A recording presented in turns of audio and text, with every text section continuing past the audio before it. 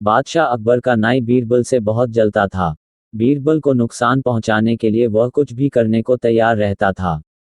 एक दिन उसने बीरबल को अपने रास्ते से हटाने के लिए एक योजना बनाई। एक दिन जब वह बादशाह की दाढ़ी बना रहा था, तभी वह उनसे बोला, हुजूरे आला, क्या आप इस धरती के बाद की जिंदगी पर भरोसा करते हैं? हाँ, करता हूँ, बादशाह ने जवाब दिया। नाई ने पूछा, आपके मन में कभी यह जानने की इच्छा नहीं हुई कि आपके पुरखे जन्नत में कैसे रह रहे हैं? मन में तो कई बार आया, लेकिन कैसे पता लगाऊं?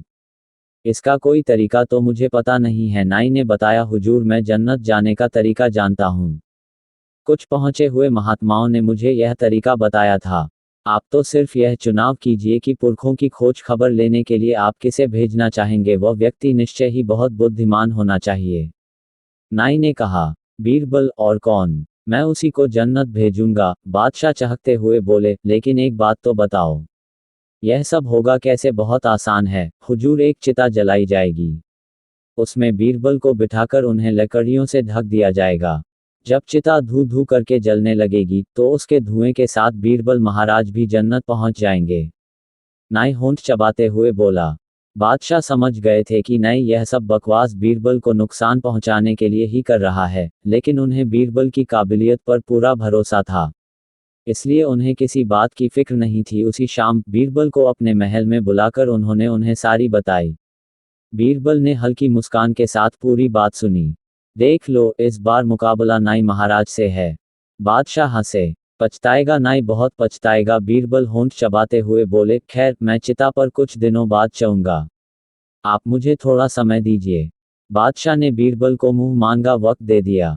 बीरबल ने अपने गुप्तचरों से उस चिता की जगह पता लगा ली जहां नाई ने उन्हें जलाने की योजना बना रखी थी। उन्होंने गुप्त रूप से उस चिता के नीचे से अपने घर तक एक सुरंग खुदवा ली। जब उनकी तैयारी पूरी हो गई तो उन्होंने घोषणा कर दी कि वे चिता पर चढ़ने के लिए तैयार हैं। नाई खुद अपनी देखरेख में बीरबल को उस स्थल तक ले गया। वहां बीरबल उस चिता में जा बैठे। फिर चिता में आग लगा दी गई। बीरबल चुपचाप सुरंग से होते हुए अपने घर लौट आए। उधर नाई की खुशी की कोई सीमा नहीं थी। वह यही समझ रहा था कि उसने अपनी चतुराई के बल पर बीरबल को ठिकाने लगा दिया है। बीरबल के विरोधी दरबारी भी बहुत खुश थे।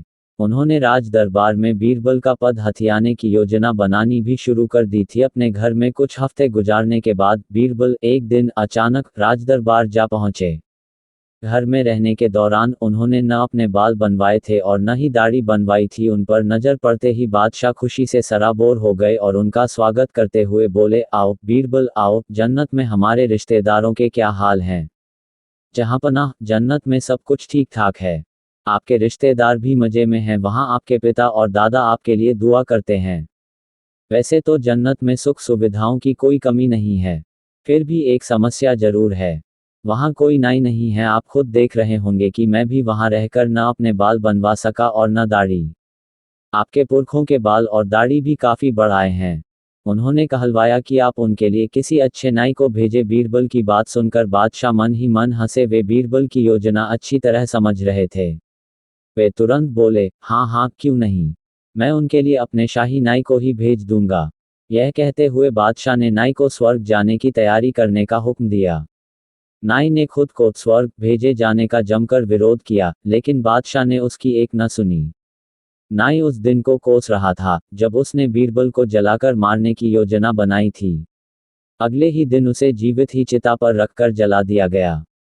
इस तरह बीरबल ने अपने विरोधी नाई से छुटकारा पा लिया। रोज ऐसी ही कहानियाँ पढ़ने के लिए सब्सक्राइब कीजिए हमारे YouTube चैनल को। मिलते हैं अगली कहानी के साथ।